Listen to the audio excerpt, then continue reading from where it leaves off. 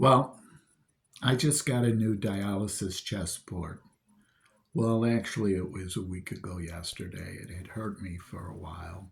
Um, they had removed the old one and put the new one in.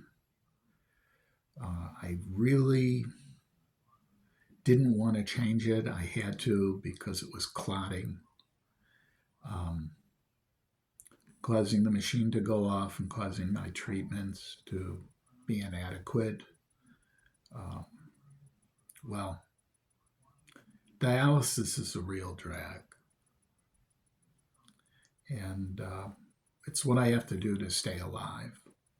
Without it, I would die. My kidneys are no longer filtering the impurities, and I would pretty much tox out. This is what the port looks like on the inside. I'm using a picture that I pulled up online, photographed, and well, that's what it looks like. What happens is the blood is being removed from my body when I'm hooked up to a machine, ran through a filter. The filter is like an artificial kidney. While the blood is being removed from my body through a vein, it's going back into a artery.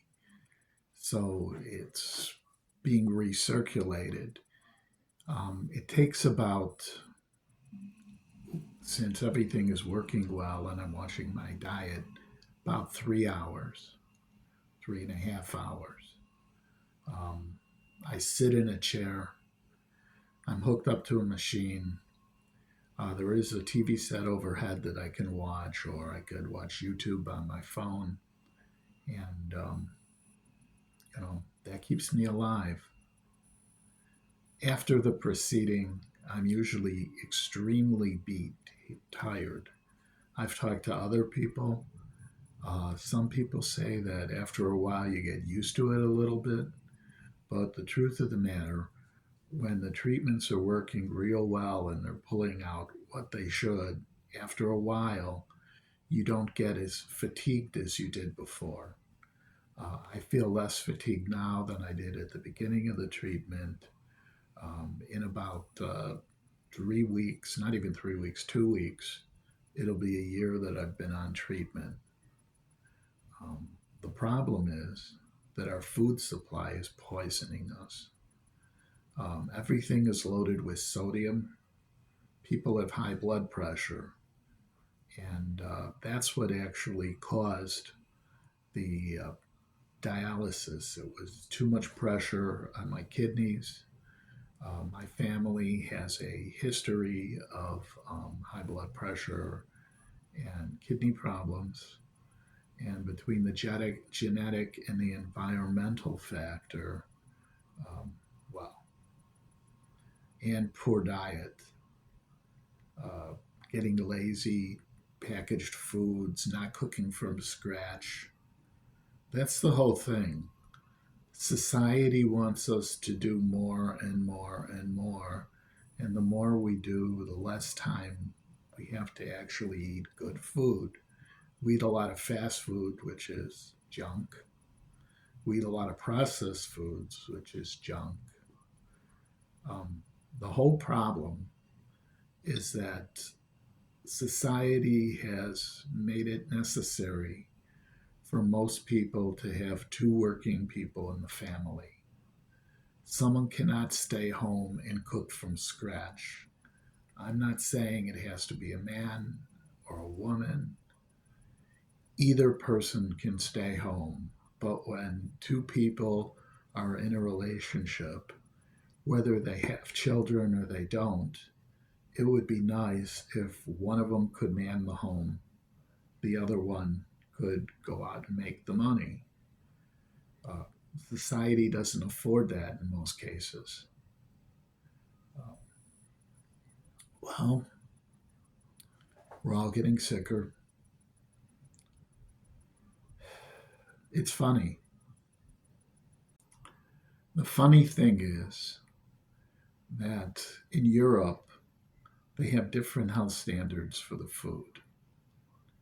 The food is actually healthier. A 35-hour work week, 32-hour in some countries, more vacation time. Now, you'd wonder with them doing all of these things, you know, how they function, but they function well. The minimum wage is higher. People make more money per hour that they work, so they can work less hours, have a higher standard of living. And the funny thing about it is, not only do they have a higher standard of living with more paid vacation and everything, sick time, if you have a child, you get time off of work, et cetera, et cetera, et cetera. Um, they also live longer. So basically, most of us are working our way into death. It's not much different than a feudal system. And the oligarchs want it that way.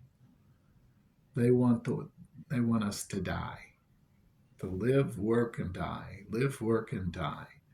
Be so caught up in a rat race that we're running around because they fear one thing: the people.